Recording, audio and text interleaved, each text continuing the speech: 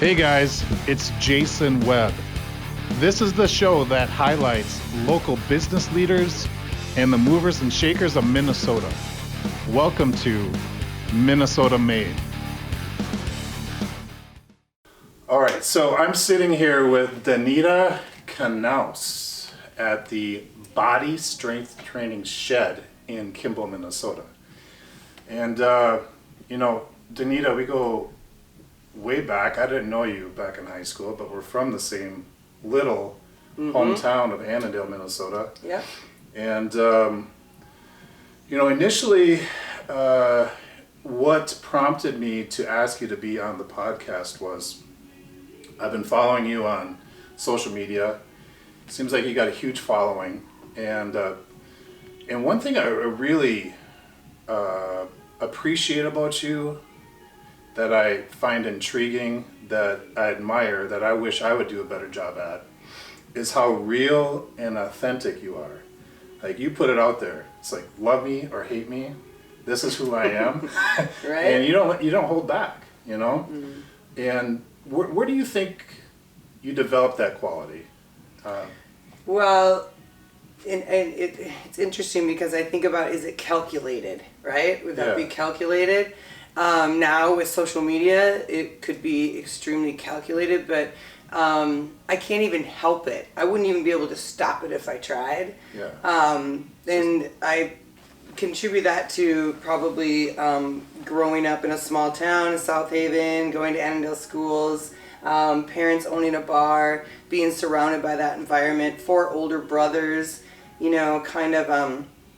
obviously, guys are less dramatic than women, and so there wasn't a lot of that around our household or anything. So I think it was always speak your mind in order to get what you want. There really wasn't any holding back to basically survive. In your household? In the household. Are your brothers kind of also the same way? It's like, take it or leave it, this is who I am. What I feel like happens to us in life, we get beat down a little bit. Bad things happen, or we're afraid that we might offend somebody. Society has gotten way especially now, but I grew up in the 70s and 80s, and that wasn't such a concern as it is now on that level. But I think I love it. I wish there were more Donitas out there. That you might not want to wish for that. So that's a scary one, right? I wish there was too, honestly. But I think that in training people and being with them and learning my own mission, how I want to train them and what I want it to do, it's so much here in teaching them how to ask for what they want, believe they're worthy to get what they want, that they earned it and deserve it, instead of feeling about, this is what I want, but I need to ask so-and-so first if I can have it. Who you got to ask first is yourself. I mean, if you want it, why in the world would you ever need to ask anybody else? You have value. What you want is so valuable to the people that care about you, and to your family and your friends, to become to become rememberable, like something that would leave your legacy behind it, because it is exactly who you are. Whatever you are is worth sharing that with everybody. And that's what I want to teach people, that you can't think about what people think first before you make a decision, because you need to think about, is it what you want? And if it's what you want, I promise you, the people that will love you will follow suit by you going for it. You just got to prove it sometimes. You got to prove that what you want is important to you. So you see it too. I mean, I'm not the only one sitting here. I see it every day and with people that they're holding back. Yeah. They're terrified. And where do you think that comes from? Well, I think I know it's always been in people. I get that, the judgment, the ridicule. They always think about the negative first instead of the positive about yourself. Stripping everything down. Are people going to see the real you or whatever that is? I don't know. Yeah. But wouldn't it be fun if you found the group of people or the support system and of people that loved you exactly for all your flaws and your imperfections first, and didn't take them so seriously, because we all have them. Right. I think it's worse now than ever because of social media. We are so protective. I mean, I troll social media to pick up clients. I mean, I'm trolling it all the time to find out what people are doing, what they care about, what they're, and even though it's a highlight reel on everybody's Facebook page or Instagram, it's a highlight reel. But I wouldn't, I don't know, the highlight reel it's fake and people are falling for it, and so they got to see the good and the bad. Yeah. Every piece of you. If that's where I do it for business. I think about like it was working. It was getting me clients. The first time I ever went on social media, it was MySpace. Back in the day. Yeah, and I had a person working for me when I owned salons, and she's the one that said I had to get on this MySpace. Well, then we trolled it. We went through it, and I was like, this shit is stupid. I'm like, I'm not getting on that.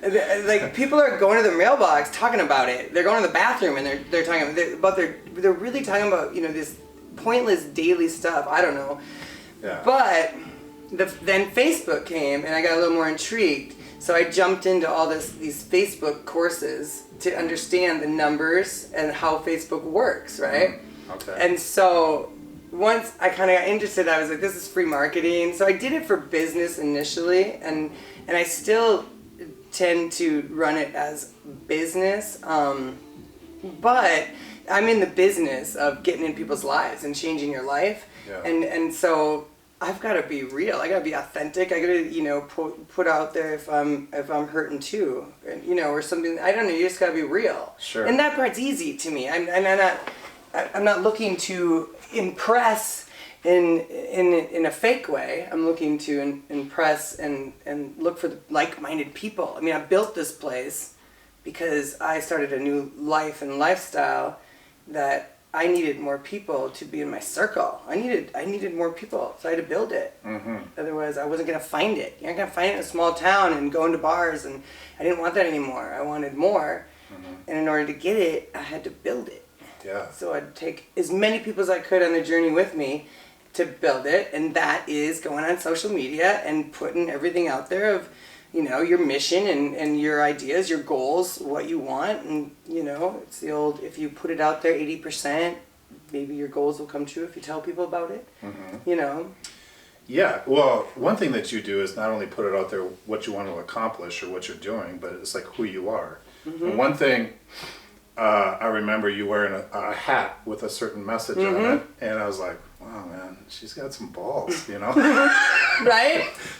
And a friend just gave me that hat. She thought it was funny. We were meeting in my office. A bunch of girls were in here before we were heading over to do something, and she thought the hat was hilarious.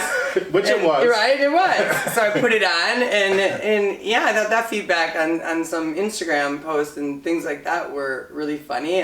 And I think one thing, though, that is a little bit different, or I feel that I'm a little bit different on, is I like getting people uncomfortable.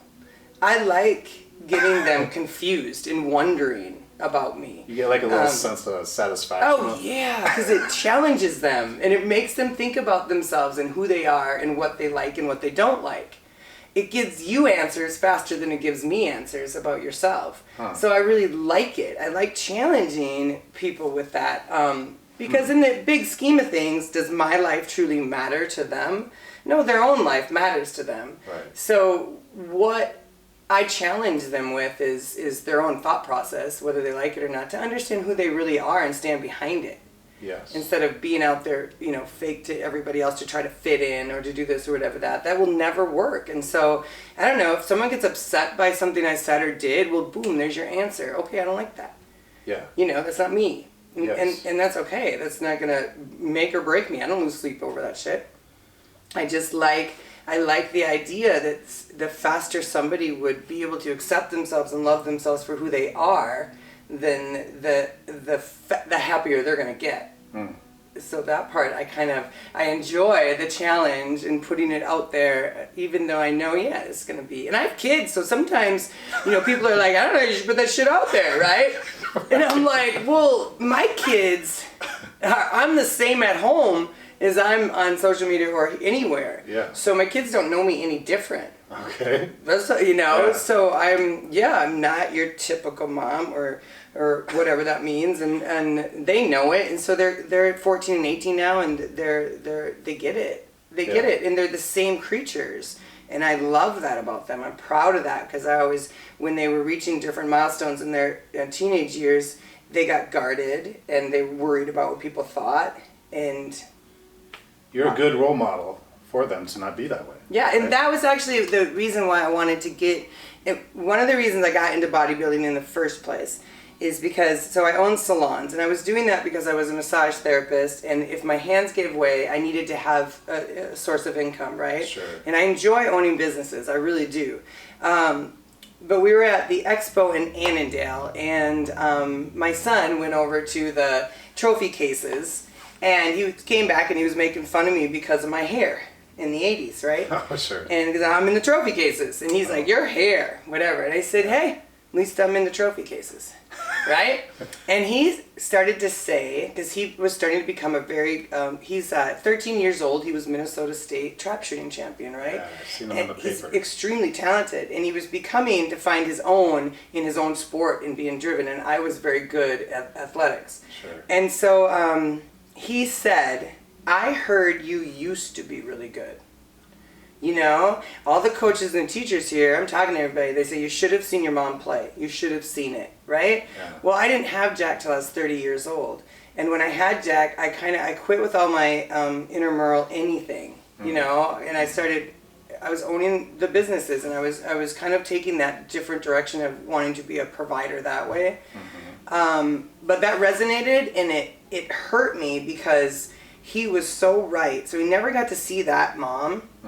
He only saw the mom that was going all the time, one event to the next, marketing, promoting divas, a hair salon, right? Yeah. Well, it wasn't even my true calling. I didn't do hair. I was a massage therapist.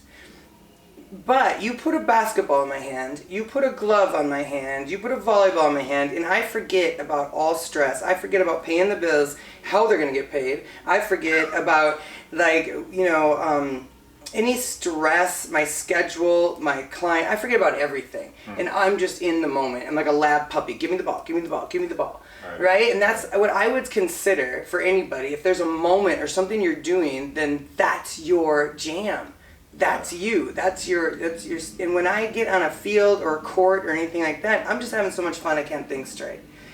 So he was right. Like, I used to be good. I used to be that person. Well, then I had to start. That feeling hit me so hard that I thought, if Jack already sees that, and Vivi's 4 years younger, and I'm going to raise a daughter, you know, I just thought, if I don't do what I'm made to do, these kids are never going to know their mom, not the real mom. And so I came up with a plan. I didn't tell anybody about it, and not even my husband. I needed to get organized. I talked to people that were far smarter than me on how to sell what I had built. Divas. And if it was worthy, and it, you know, it finally was accounting wise. How to go about that, like the smartest way possible.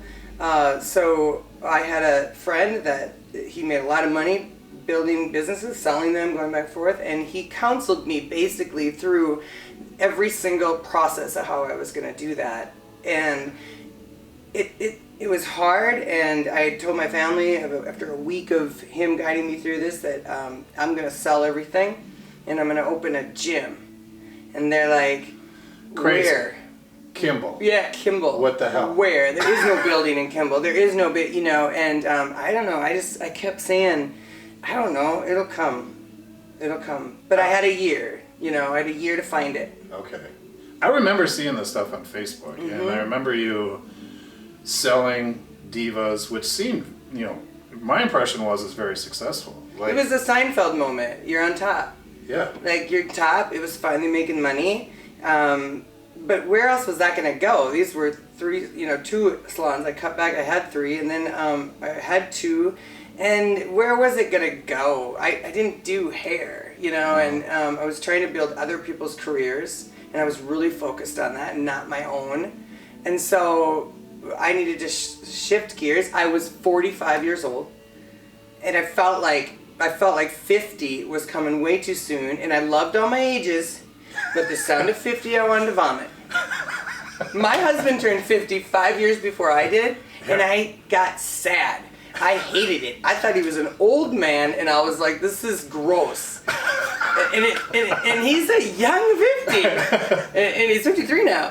But it was driving me crazy. I hated it, but it wasn't the fact that he was turning 50, the realization that I was going to turn 50, and it was the only age that I hated as a woman, the sound of turning 50. I don't know, the thought of what have I done? What have I done so far that, yes, to build other people's careers, about, build a pretty cool salon, but me personally, what have I done to have left behind my kids to go, my mom did this. Yeah, tell their kids. Yeah, to grandma. tell their kids, right? Yeah. I didn't want to be, my house was clean, the laundry was folded, and she's a great cook.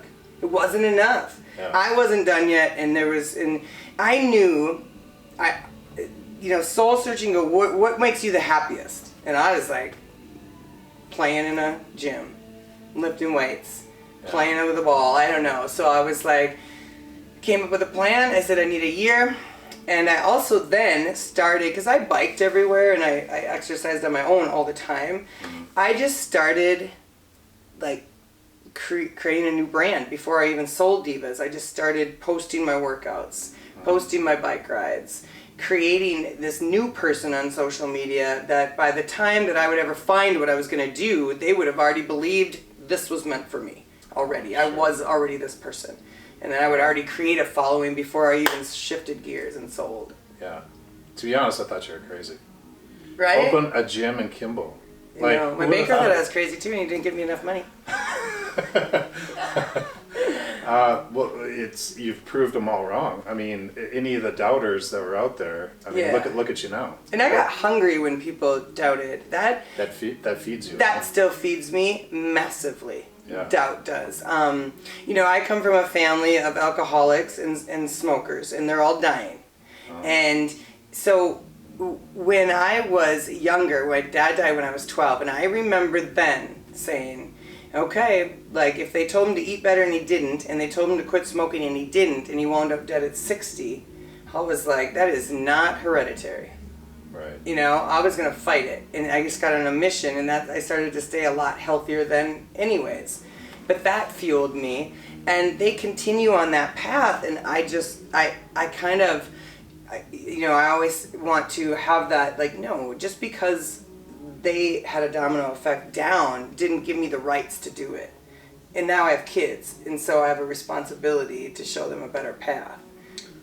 Yeah, isn't that true? I mean, I see it in life where my mom smoked, my dad smoked, so I smoke. Mm-hmm. Or you can have the completely opposite attitude like you did. Yeah. You've seen what happens when... It kills your ass. Slowly. Yeah. It's awful death. Yeah. And I don't want it. I'm like, I don't want it. And so, but at 45, when I said I want to do the gym, it was 40, when we found this building, it was Matt Knaus who found this. I mean, this actually was a guy was living in this office area. This wasn't finished. And the city let him live here. He was living here for 7 years. Wow. And he was drinking himself to death. Wow. His name was Dave, and Dave was the bomb. That guy was awesome. But we didn't know that giant shed was hiding back there. So he had a bunch of K-bid things in there, and Matt Knaus bought a pizza oven. And then he came in, and he showed him the back. And at that time, I mean, I was literally coming down to nothing. I couldn't find any building. I couldn't make deals. Because I didn't want a little Snap. I just didn't want to be Snap or Anytime Fitness. I wanted to be different. And that was getting very difficult to find. Sure. So it felt like you'd kind of jumped off a damn building and the parachute is not opening at all. Like nothing's opening. And my kids were scared and disappointed. They're like, what are you going to do if you do not... Was Divas already sold at this point? No, we were coming down to the wire. Oh, okay. It was, I'd made an agreement to sell in a year. Yeah. She needed the time to raise the money, and then I needed time to figure out what the hell I was going to do in life. And so it was just it was magical because I just believe that, I do believe in the secret. I do believe putting it out there and asking them. And I went, and social media was great for that because I did need to reach contacts. Sure. I needed people to help. Maybe they would help, And so this kind of just was a fluke of weirdness. And I freaking walked over and paid cash for it. Like, Wow. made a deal with him on Grey Goose vodka. And, like, it was awesome. And, you know, and he stayed and helped me and helped us move. I mean, it was a disaster out there. I remember the pictures. It was awful. Oh, yeah. It Yeah, was this awful. is going to be a gym. I know. But I had vision, and you can, you know, anything I can see or feel, and it's almost as if it already exists. And if I get that feeling, it's over. I will make anything to the steps that need to happen to make it happen. Because I know it to be exactly what I want. And so this was, it was great. I finished this office first. I did massage in here while I was building that. But it just wasn't enough because what was I going to do? I had my personal training certification, which is super easy to get. It doesn't mean anything further than that if you don't put it to use or that you don't walk the talk and get your own body trained to learn what you're doing. So that part, because closer that we were going to get done with that gym, I was kind of getting a little nervous about what's your niche. Sure. What makes you different than anybody else? I mean, people are going to pay you $50 an hour out here maybe, and how do they stay, you know? So that was, I went to a bodybuilding show, and I bitched about driving to Burnsville to see a couple clients do the show. Not about the show, I kind of wanted to see it, but just that it was a Saturday and I got done with work and it was in Burnsville. And I was going by myself, and I was like, I just don't want to go. And my husband said, you got to go support your clients. And they were just gym goers. I wasn't training them. I hadn't even started training anybody yet. Sure. So I went, and when I sat down in the seats, I knew I was there. When I sat and looked at those athletes on the stage, I was like, oh my God, I remember texting my husband. I'm like, I don't know how or who to contact, how that's going to happen, but I see myself on that stage. Wow. I was like, there was no doubt in the world that I was not being pushed to go. I literally was being pulled to go. And I knew I was sitting in those seats. I knew it. I could picture myself on that stage. And it was the athlete that I needed to become. I was older. I didn't know much about it other than the 80s and the women were doing steroids and the bullshit. You know, I'd been approached because I have a genetic shape for it. Sure. You know, and but I had no money, and I couldn't afford something like that when I was in my 20s by any means. Sure. So then I started connecting with people, and that's how I found Aaron Callister. Mm-hmm. And when I went to Aaron's office, I was 46. I turned 46. I had just turned 46. Okay. And that was my wish for myself at 46, is to be in his office or find that before my birthday. So I turned 46. The next week I was in his office. And I said to him, okay, I turned 50 in 4 damn years. I hate the sound of it. I was like, I hate it. But if you could get me in the badass shape, the best shape I've ever been in my life, and I compete in the sport of bodybuilding, I didn't even know what division I was doing. That sport, that I think I can handle turning 50. You know? Yeah. And he said, I got a show in 6 months. You want to do that one? I was like, 6 months? He's like, yeah, and we start today if you want to really do it. Because, you know, that's 21% body fat, which was pretty decent. Sure. It wasn't bad. And so now I think it's pretty decent because I fat test people. I'm like, it's decent. Like, that shit's awesome. So, and then 6 months, I quit drinking. He taught me how to eat and learn from there. And I had gone 15 years at the same body weight after kids, doing tons of cardio and working out like crazy. Sure. And here in 6 months of proper nutrition and organized my workouts, I end up getting on the bodybuilding stage for the first time. Crazy. You know, Yeah. It's crazy. And then... And did you jump right into bodybuilding, or did you try to... No, I thought I was going to do figure because they wear high heels, and I thought that looked sexier. And he was like, you're not a figure competitor. And 2 weeks into training, he was like, you're a bodybuilder. You look at a weight and you're gaining muscle. He's like, you're made for it. Yeah. So I did physique and bodybuilding. Was my first show. Okay. And you did really well, didn't you? Yeah, but I didn't win. It looked like I won. And I did win because, me personally, that was huge. The feeling of being on that stage, it was really interesting because I looked out at my family And I remember going, my daughter was so excited and she was pumped, looking at me completely different than she'd ever looked at me in my life, right? And my son was going, oh, Jesus. Completely What is she wearing? Like, he's like this. He was 15 at the time. He's like this. It was so funny. But that, I was up there with athletes, you know, and I was becoming an athlete again. Yeah, but it felt good. Yeah, it was empowering, and I learned so much that I was like, I'm ready for clients. You know? And then that started to domino effect. I got done with that show in May, and then I met Tom Polipnik, who does metabolic testing. I had met him through the winter. He came to me. He was metabolic testing me and my clients, and then I got learning about that piece. Well, all of a sudden one night I was like, just couldn't sleep. I was thinking about it all night long, and I told him, I called him, and you forget what time it is because I get up so early, and I'm calling him going, why don't people do this? I don't understand why trainers don't do this. Why don't they metabolic test people to find out what they're burning at a resting rate so we can feed them better to do this, and why don't we train them like bodybuilders? Why? And he was like, well, first of all, personal trainers usually aren't nutritionists, so they, you know, whatever, but Sure. I had been being told a lot by other women, I don't want to look like that. I don't want to look like you. Oh, like a bodybuilder. Like a bodybuilder. Yeah. You know, they were saying it as if it was a negative thing. Sure. And then I Not would use the feminine old... enough, Yeah. right? So I'd use the old Arnold line. I'd say, don't worry, you won't. Exactly. You know? It's goddamn hard.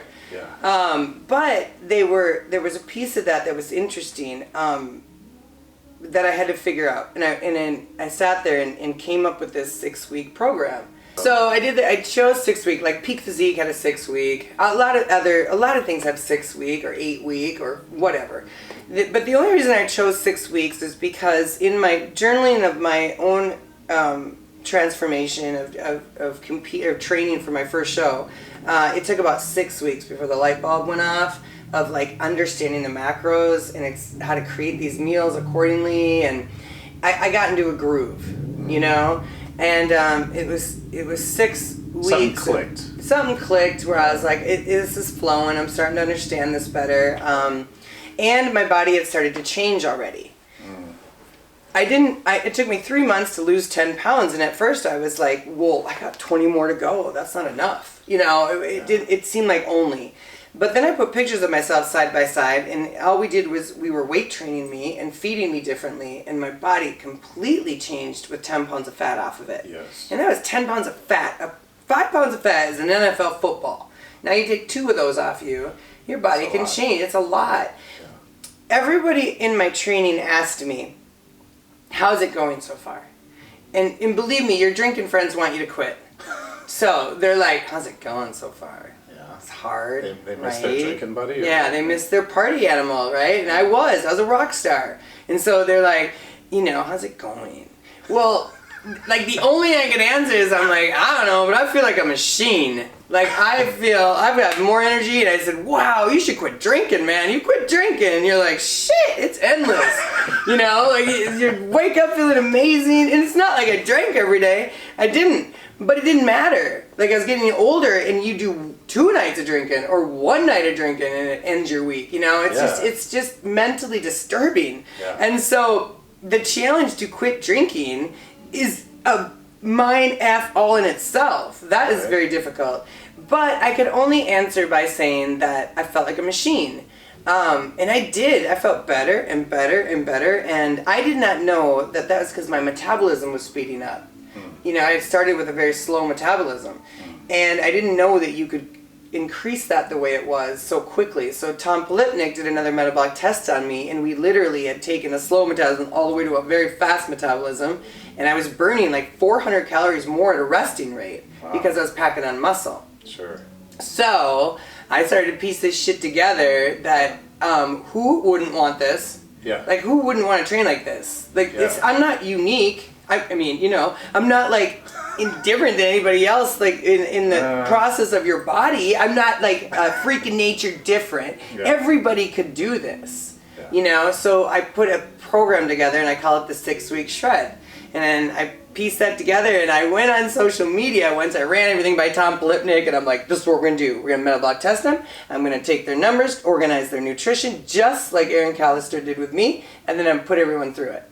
Right? Yeah. Well, so I went on social media and said, I need 10 people.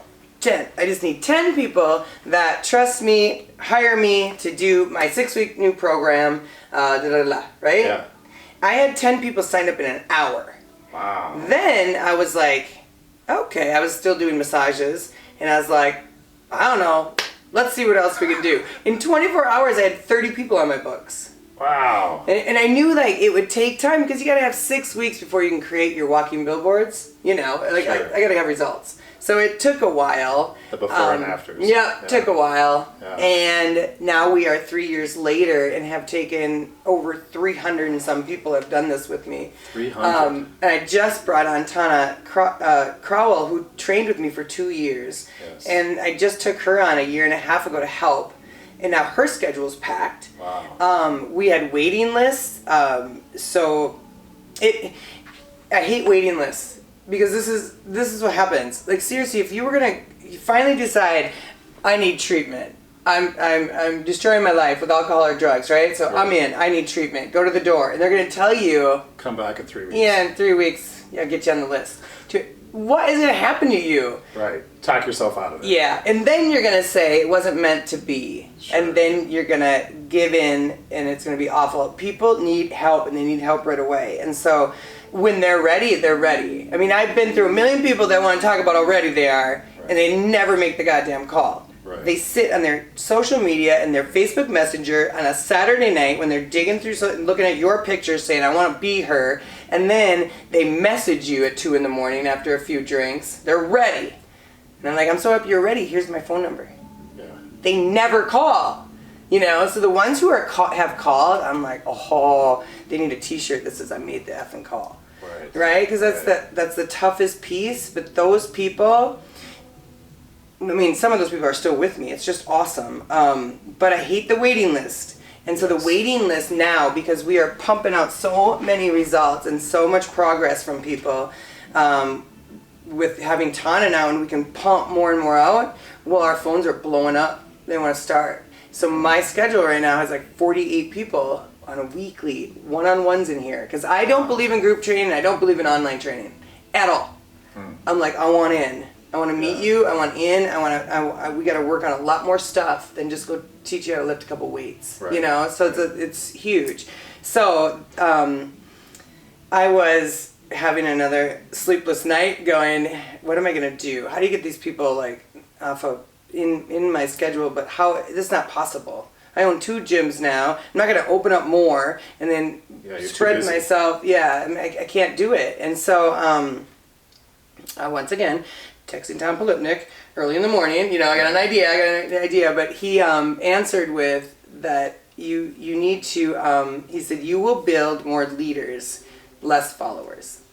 You know, you need to build leaders. Yeah. So I need to help, and that was like literally a month ago, and then only a few weeks ago I reached out, but I started putting those things into place, and now I have 3 people that are already going to finish their personal training certification and become coaches. Awesome. And they've been with me. They walk and talk. They live and die the 6-week program. They've been with it forever, and their whole lives have changed, and their lifestyle and how they feel, just by eating better and cleaning up stuff. So they're ready. And so in June, when they get off, 2 of them get off the stage, then we will start pumping. We'll be able to help more people. Sure. And get them out there, and that's my goal. People but they have to have lived it. They have to have done the 6-week program, lived it over and over. It's habitual now. Yes. And get their personal training certification, and then they can come on. Awesome. You know? Yeah, that's really good. So, before we talk about the future, I want to talk a little bit about your successes. Fun. And why this big thing is sitting here. Yeah. My girl. Yeah, well, so this says a 2020 International Pro Elite World Champion, Pro Women's Bodybuilding. Yeah. Impressive. I Yeah. love her. So how many competitions have you done along the way? And I believe this is the most recent one. Yep, that was in October. This was my sixth show. Six. Number 6, yeah. Okay, and you got to qualify to compete in this, right? Yeah. Yeah. So, well, I don't know. Did you mention the first show where you met with Aaron? He's like, well, I got a show in six months. That's the Mr. Miss Minnesota, Natural Minnesota. He's the promoter in this area, and it would be North American promoter, and then that's his show that he puts on. Okay. It's the biggest natural bodybuilding show in the nation for the year. Okay. Mm-hmm. What other shows have you done? So I've done like the Badger. I've done Clash of Titans. That's in Burnsville. I've done the Badger in Wisconsin. Repeats of the Clash, and then the Aaron show again. That's where I won as a pro, and then off to Missouri for the Worlds. Mm-hmm. That's impressive. This I willed. I willed this. When the first, I didn't know, so I think it's funny how people, they ask, how do you know what you want? Like, how do you always know what you want, you go for it? I get asked that a lot, but there's a process. Sometimes you don't know. It comes as you go, and getting done with my first show for bodybuilding was me being a crash course, putting my body through what I wanted to put other people through so I know how it felt, right? And so I did that. I didn't know if that would be one and done. I didn't know if I'd like the process, or whatever. But when I got done, to be surrounded by those athletes, it was like an ultimate awareness of I belonged there. I needed to be there. Okay. And that was the new circle of, friends and life and everything else that I felt really at home in. My genetic shape for the first time in a woman's life, like when you're a girl growing up and it was the 80s and you flash dance was really cool, and the sweatshirt came off the shoulder and that was the sexiest thing you'd ever seen, right? Right. Well, it didn't come off my shoulder. No. My shoulders are too goddamn big and too broad, and I was cutting them trying to get it off to have the look, And I never understood, like, I was built this certain way, and I never appreciated it. I was always trying to be thinner or something like that. Sure. And then the sport of bodybuilding, I walk in the room, and they're like, hello, like, you belong here. You look like a body. That's my genetic shape. Yeah. For the first time ever, when I stood around all those athletes and on stage, I knew I belonged there because, even aesthetically, even the gift of that's where I belonged. It's like little Simone Biles. She was adopted by a white family in a white neighborhood and white school, and she's a tiny little black girl with tons of muscle on her. And her story is phenomenal because the neighbors are the ones who said, "Does she like gymnastics? She looks like she is a gymnast, And she's like, "Yeah, she likes to tumble around and do her stuff." But long story short, they took her to a official training camp, right? Okay. And she says she walked in and looked around, and everyone looked like her. Oh. For the first time in her life, she fit in completely, and she was like, "Oh, these are my people. Yeah, my tribe. This is my tribe." Yeah. And I'm so happy that she found that at a young age, because I didn't find that until I was in my 40s. Oh, yeah. Where I was always searching and wondering, but then there it was. Sure. And I just felt like I was going to never let that go. There wasn't an ounce of me was going to let that go. And so I would have sold anything. I would have made more money, done anything to afford Aaron Callister and to stay with him, because he's competed 20 times himself. Wow. He's done it 30 years. He's the best of the best. And so to me it was a no-brainer. And we were clicking. We did well together. He wasn't a freak jarhead yelling at you. I don't know. He's calm. It's amazing. And so, we gelled, and he kept saying to me, like, you wait, as your muscle grows and you develop further on, the longer you train, you wait. Your body, this is nothing yet. So I just kept wanting to see. And then every competition I did, I was like learning more and realizing that this is an environment. But the hunger started. The piece of you that was, when I saw other pros, I was like, I didn't know I wanted to be a pro. And then all of a sudden I got closer and surrounded by more pros. And I was like, I need to be a pro athlete. like, I need my kids to say my mom's a pro athlete. Like, I needed it. I needed to hear it. I wanted it more than anything. So I was going to keep competing until I won my pro card, you know? And then I won my pro card in 2019. And then it started where I was like, what's next? What do you want next? You know? And that's when I was like, I got to win my first show as a pro. In fact, at first I just wanted to step on stage as a pro. With the other pro athletes would have meant anything, you know? Like, Sure. it's official. You're a pro, you know? So that I wanted. I didn't know I could win the show, really, you know? But then we started to get closer, COVID came in and closed everybody down, and that motivated the shit out of me because I was like, I have nothing in my way. There's no grad parties, weddings, you know, any kind of party. Distractions. Distract me. Yeah. I mean, now it's Aaron one time said he trained for a year for his big national title. So in my mind, I was like, COVID. I'm going in, I'm training for a year for this, you know, for his show. It was before his show that the year before I had seen the winner of this title, right? And she's from Minnesota. Her name is Dawn Forbes, and she's 55 years old. Okay. She won that sucker.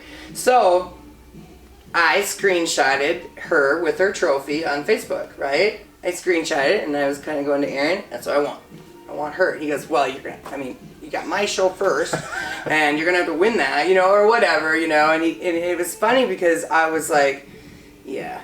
So it was weird how, yes, I wanted to be on stage for the thing, but I couldn't believe how much the world title, like, it was, like, that title, that's not good enough yet. Like, I want my kids to then say, my mom's the world champion. Like, I want a little town like Kimball of 782 people to say, or Annandale, right, you know, for them to say that they own the world champion in women's bodybuilding is here. You know, she lives here. Like, I wanted it. Mike Schultz motivated the shit out of me. Like, we're friends, and everything he's done in his sports and the X Games, and then off to the Olympics, and he lost his goddamn leg. So it's like, if he could do that, I was like, as a woman, then and I need to do this. And anytime it got hard, I just thought about him. But those things started to come. You never know what you really want until you're digging in, and then all of a sudden you dig a little further down, you find a little something else that you want. So, but when I really wanted her, I cut Dawn out the photo, and I put her, and then it was just her. And then I said, I just put it out there. Just kept putting it out there to everybody. This is what I want. I'm going to go get her. I'm going to work my ass off. And I just felt like I couldn't let anybody down then. Sure. You know, I did it on purpose.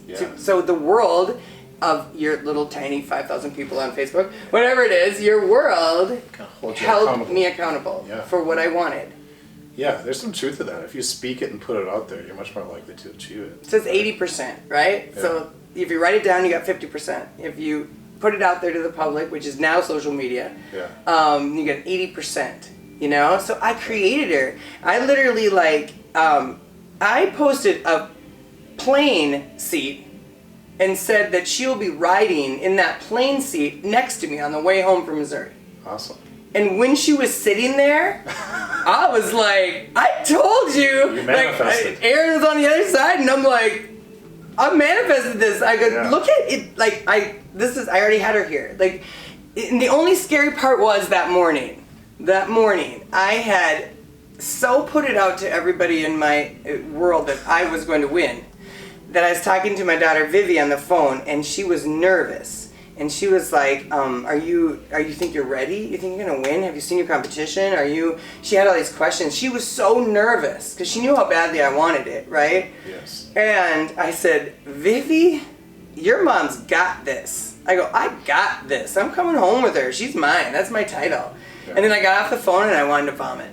I was like, nervous? Just told my daughter that, you know what I mean? And I when you tell your kids now, it's like, ooh, this better happen. Like, it better happen. That was the first time, like, that I think I really felt like almost the fear of loss. I knew it wasn't acceptable.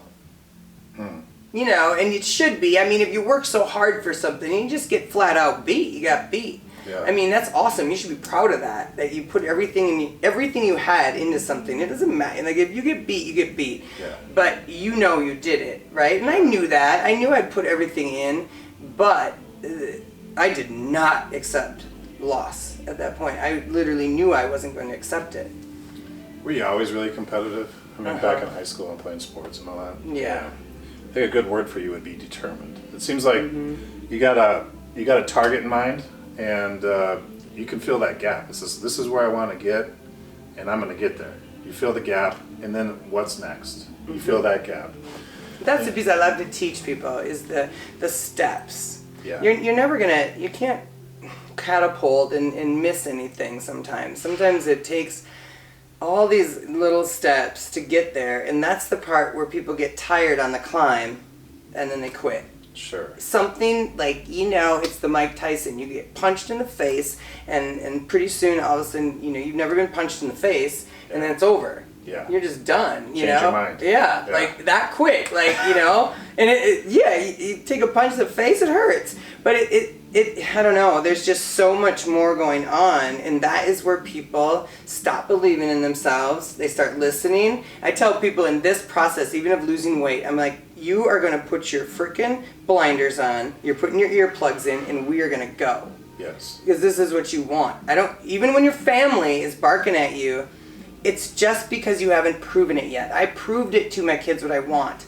And then the kind of like the latest thing that happened that I was like, I wanted every woman, and I want every dad to hear this too, but it was kind of resonated as a woman and a mom. Sure. I said, we were on our plane to go to South Padre, and there was Vivi and then me and my husband, and Jack was on the other side talking to two people, right?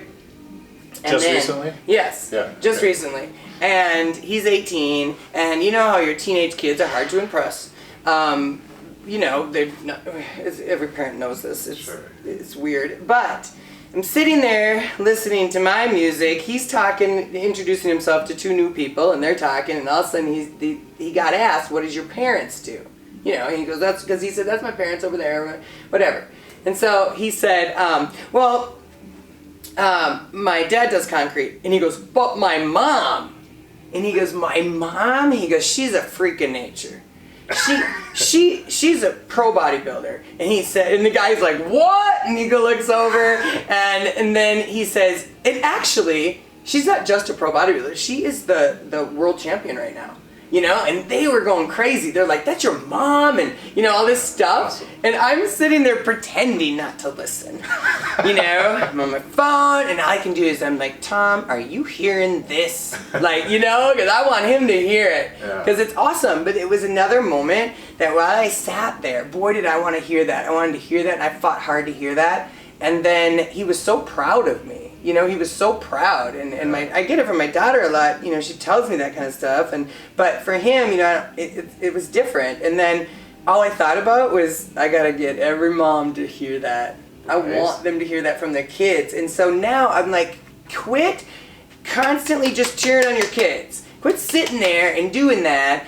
You gotta hear the cheers from them. Sure. You gotta make them proud. Yes. Quit going, "Go make me proud, honey. Get good grades. Be good in your sport." All this crap, and that's wonderful. You're going to do it naturally. You're just going to be supportive. Mm-hmm. But when are you going to realize that you need to make them proud, or they won't know how to do it? Exactly. You got to teach them how to do it, or you're screwed. Yeah, you got to set that example. So I just felt like okay, I did this all before 50. My goal was to just get on stage by the time I was 50, and here I'm the world champ by 50. I'm not even 50 yet. I'm 49. I turned 50 in November, and I was like, wow. I just blew my mind that I had done that in such a short period of time. Yes. And so now, because you know what it feels like, and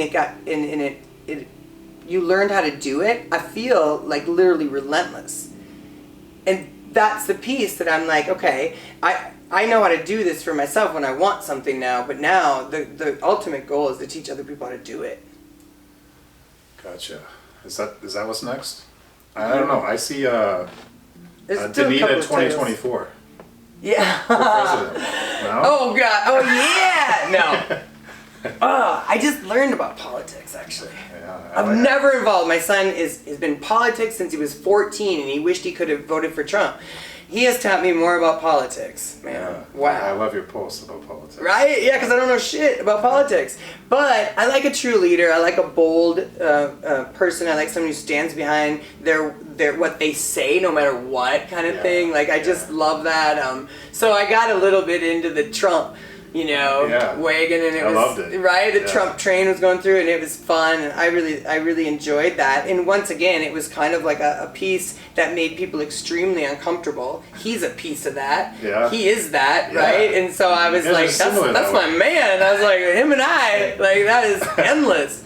So I just appreciated that. Like I said, I don't know a lot. My son would actually always talk about like what one party stands for and what the other one, to educate me a little bit, because I actually never paid attention. Remember, my family were bar owners. You didn't talk about politics or religion, or so there were things like that we stayed away from naturally. So it was fun to get on the Trump train, because every post I put out there, like one time in front of a flag, that said Trump and the bikini. The American bikini and all this stuff, and I was like, the reaction from people was really fun. Yeah. But I did like what he stood for, and I wanted to stand behind it too. And COVID was kind of a time to really, really rise and stand for your convictions. But as a gym owner and a business owner and a trainer trying to teach people to become healthier to save their life, I had to stand behind those things. I could not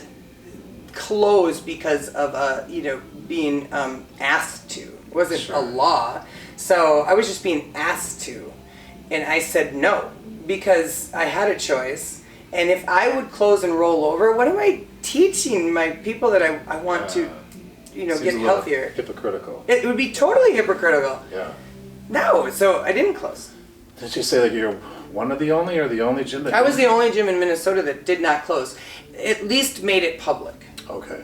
I mean, there were probably some hidden, of course. Yeah. I mean, everybody was doing it at some point. I know. I encouraged everyone to do it. Right. You got to pay your bills. No one was going to pay that.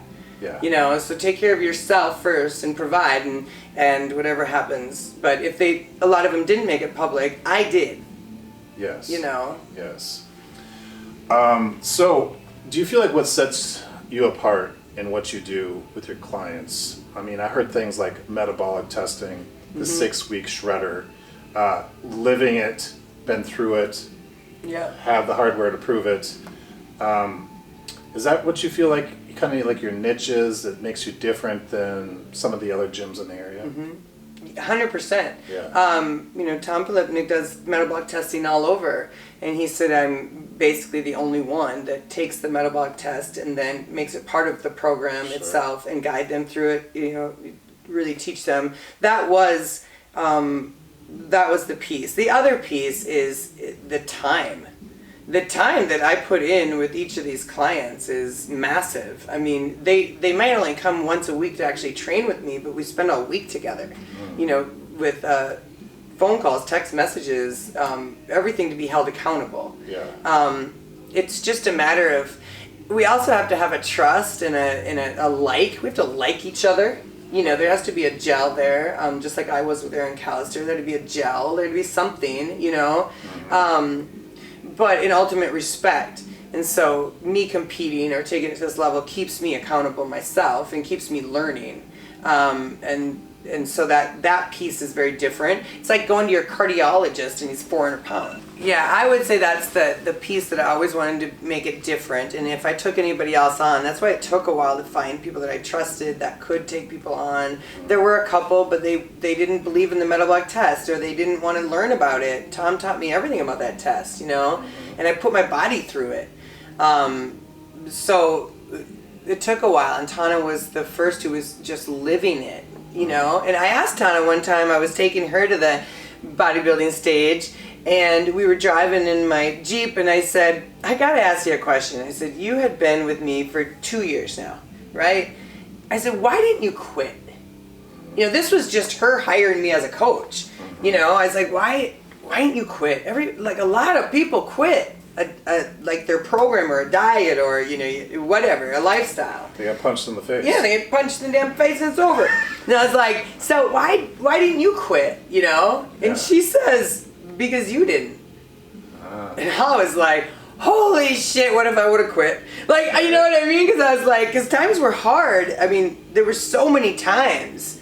Quitting would have been far easier, whether it been practicing your discipline or the training or, I don't know, just on others, or you're exhausted. There's just so many things. And like sometimes you take a lot of hit from your family too. Like you don't spend time with us. You're not coming out to these parties with us, or you're not doing this. And so you take a lot of hits. Yeah. I can't do that with you. I need to get my training in, or I don't know, you just do. There's sacrifices along the way. A lot. And Yeah. so, and remember, I was, you know, didn't start till 46. So there was a lot of lifestyle of my own I needed to change.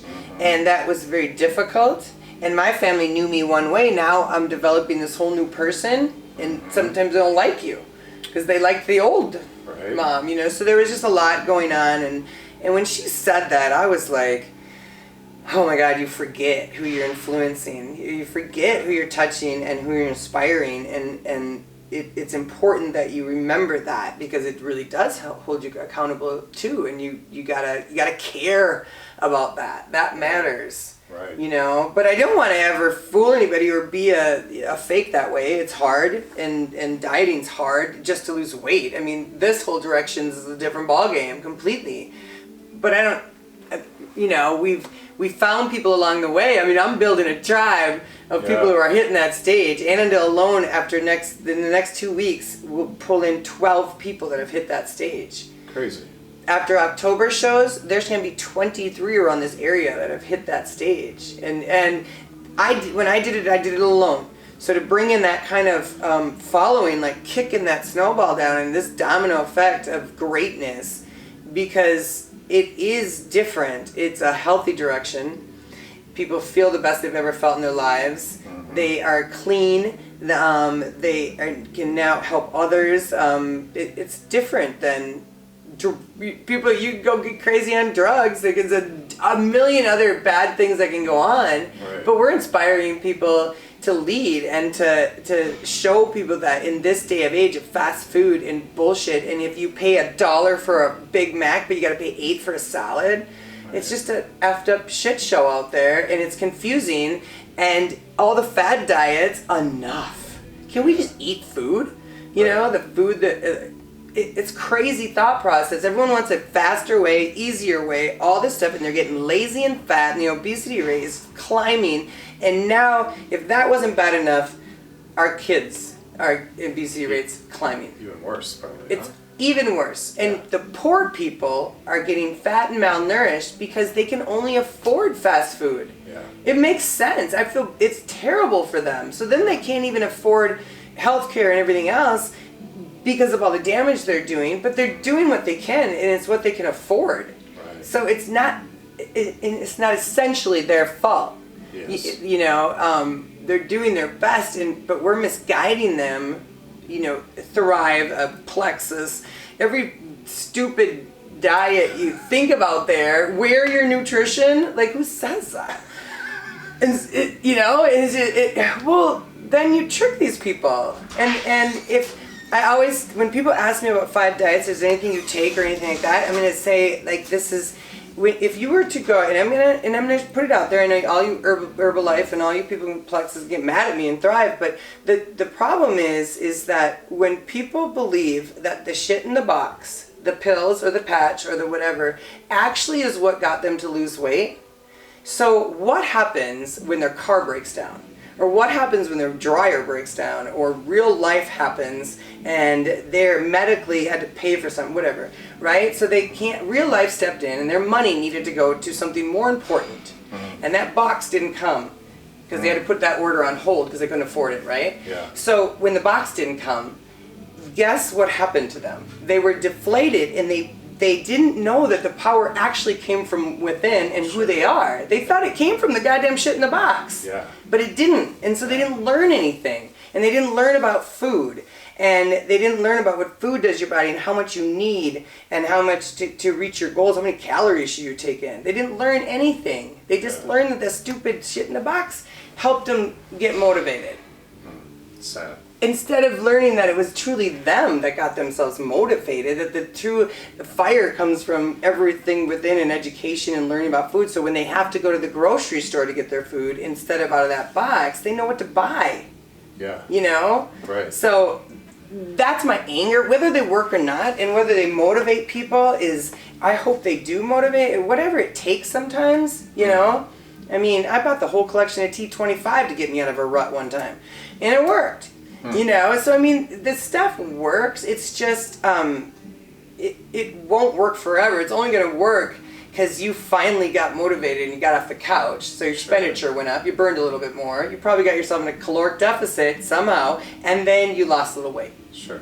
But then real life came in and you didn't learn shit, and then you couldn't afford that, and then the weight goes back up. It's just it's constantly a cycle, and it didn't teach you anything. Right. You know, embrace the suck. It's hard. Learn. Put yourself out there. Get uncomfortable. And open yourself up.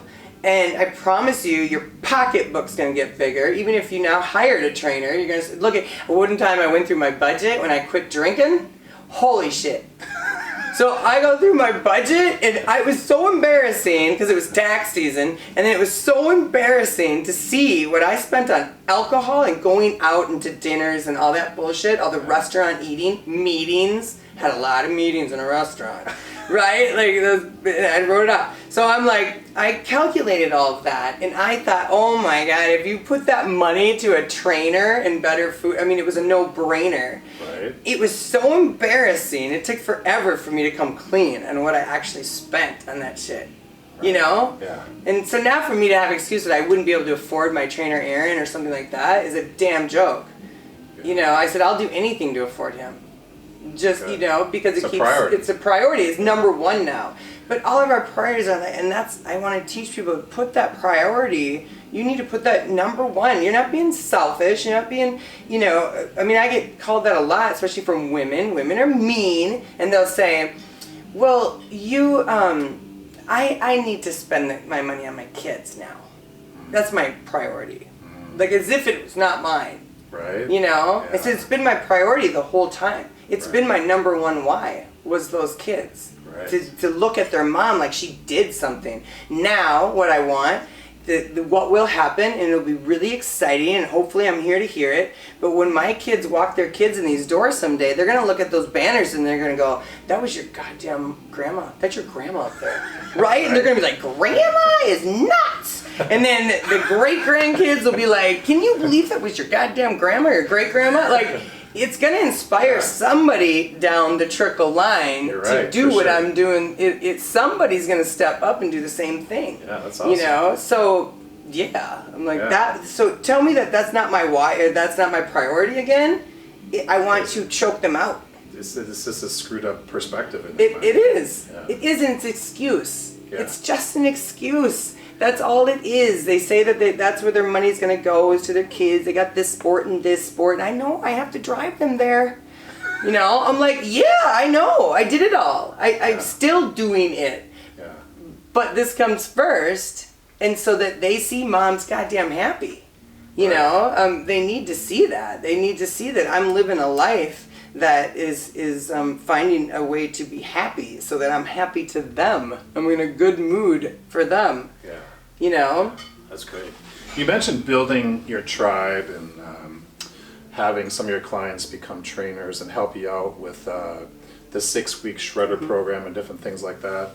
What else is next? What else is on the horizon? Anything? Or are you just going to be happy here at the body for the rest of your life, or do you got other things on the horizon that you're thinking about? Well, so the Guinness Book of World Records and the Ripley's Believe It or Not is the title holder for women's bodybuilding, the oldest woman bodybuilder. She's like 80 some years old, right? Okay. So she's gonna die soon.